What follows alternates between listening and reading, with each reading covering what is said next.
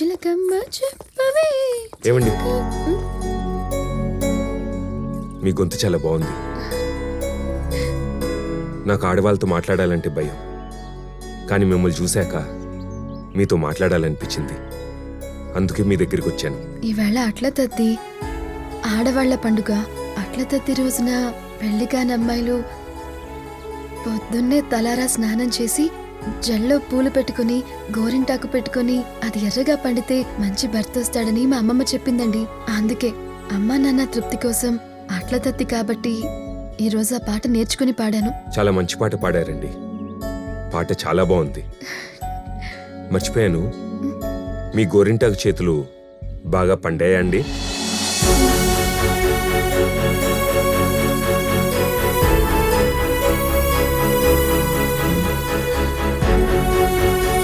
పేరు చెప్తారా?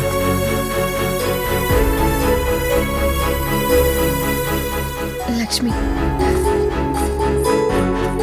లక్ష్మి, నా పేరు నెహ్రూ, ఇంటి పేరు దేవినేని. నువ్వు నాకు నచ్చావు. నీ గురించి ఇంట్లో చెప్తా.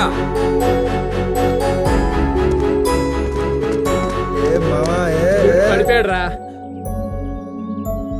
ఏం బాసు, పిల్ల నచ్చిందా? నచ్చకపోతే గురుడు ఇంత టైం వేస్ట్ చేస్తాడేంట్రా? అమ్మాయి చాలా బాగుంది, మనోడి కరెక్ట్ జోడీరా. అయితే మనందరికి త్వరలో పప్పు అన్నం ఉందన్నమాట. ఏయ్, నోరు మూసుకుని పదండ్రా.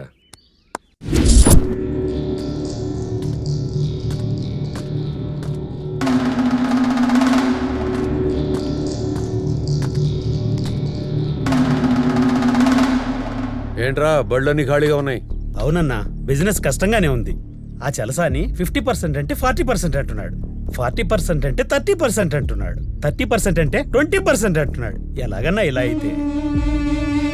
టెండర్ మందని తెలిసి కూడా అలా చేస్తున్నాడా? అవునన్నా. అవునన్నా, బిజినెస్ అంతా తనకు అనుకూలంగా మార్చుకుంటున్నాడు. చరసాని అలాంటోడు కాదే, ఏదో పొరపాటు జరుగుంటది. నేను మాట్లాడతానులే. అన్నా, నువ్వు పిచ్చాడువి. ఆయన నమ్ముతున్నావు. ట్రాన్స్పోర్ట్ విషయంలో ఎప్పుడు మనల్ని మోసం చేస్తూనే ఉన్నాడన్నా. అవునన్నా, వాడు చెప్పేది నిజం. చలసాని ఎప్పటికప్పుడు మనని మోసం చేస్తూనే ఉన్నాడు. మన ట్రాన్స్పోర్ట్ కుర్రాడు వాళ్ళ దగ్గర ఉన్న కస్టమర్ని మాట్లాడుకున్నాడని వాడిని పిలిచి గొడ్డును బాదినట్టు బాదాడు. అవునన్నా, ఆ నా కొడుకుని ఎప్పుడో చేసేయాల్సింది. ప్రతి దానికి నువ్వే అడ్డుపడుతున్నావు. ఆడంటే భయమా లేక నీకు భక్త్యా?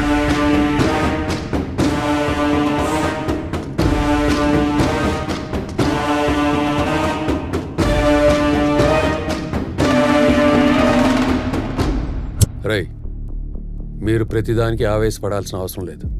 ఆ చలసాని కమ్యూనిస్టు, మంచి భావాలు ఉన్న మనిషి.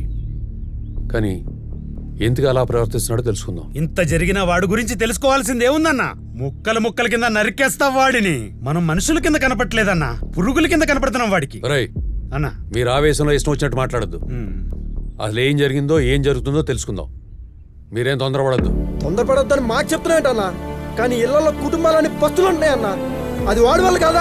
ఆ ఎదో వల్ల కాదా? వాడి విషయంలో నువ్వు ఏదో తేల్చకపోతే బేరాలు లేక డబ్బులు లేక మేము కూడా శవాల్లాగా మిగిలిపోవాలన్నా. రై, పిచ్చి పిచ్చిగా మాట్లాడకండి.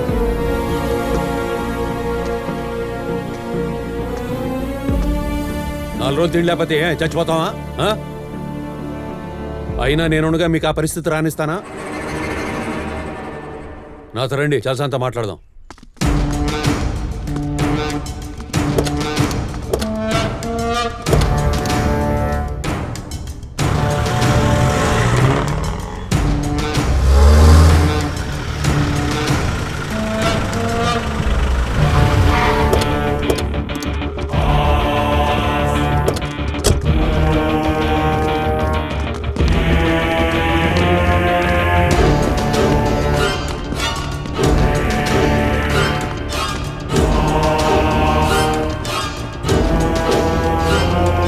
రాదా పిలవకుండా వచ్చావు, ఏంటి సంగతే? ఇదేంటన్నా, మేము వేసిన ట్రాన్స్పోర్ట్ టెండర్ కూడా నువ్వు పిలిచి తక్కువ టెండర్ వేస్తున్నావు అని మా డ్రైవర్లు చెప్తున్నారు. ఇలా అయితే మా ఫ్యామిలీలన్నీ రోడ్డు మీద పడాలన్నా. కొంచెం ఆలోచించు. ఇష్టం వచ్చిన టెండర్లు వేస్తే కస్టమర్స్ ఫ్యామిలీస్ ఏమవుతాయి? వాళ్ళు రోడ్డున పడరా? మరి మా టెండర్కి అడ్డు పెడితే బాగోదన్నా. ఏందిరో, నాకు చెబుతున్నావా లేకపోతే వార్నింగ్ ఇస్తున్నావా? నీకు వార్నింగ్ ఇవ్వడానికి నీకు నాకు బిజినెస్ డీలింగ్స్ ఏమైనా ఉన్నాయా? నీది 1 టౌన్, నాది 2 టౌన్. కాకపోతే వ్యాపారం ఒకటే, ట్రాన్స్పోర్ట్. నువ్వు ఇచ్చిన టెండర్ కంటే తక్కువ టెండర్ వేసి వ్యాపారం నా వైపుకు తిప్పుకున్నా తప్పేందిరా? తప్పేం లేదన్నా, కానీ నువ్వు చేసిన పని ఎంతమంది మా వాళ్ళు చేసినప్పుడు మా డ్రైవర్ని చిత్తకబాదావు. అయితే నువ్వు ఇప్పుడు ఏమంటావు? మా టెండర్కి అడ్డుపడితే ఎలా అన్నా? పోరా పో, పని చూసుకోపో. అడగడానికి వచ్చాడు పెద్ద మొగాడు. ఇంకెవడికే మొలతాడు లేదు, వీడొక్కడికే మొలతాడుంది. పోరా పో. నువ్వేదో పెద్దోడు అని చెప్పడానికి వచ్చానన్నా, అనవసరంగా బీపీతో రెచ్చిపోతున్నావు. ఇదేం పద్ధతి కాదు. నేను లాగు తొడుక్కునే వయసు వచ్చేటప్పటికి నువ్వు పుట్టను కూడా పుట్టలేదు. నువ్వు నాకు పద్ధతులు నేర్పిస్తున్నావురా?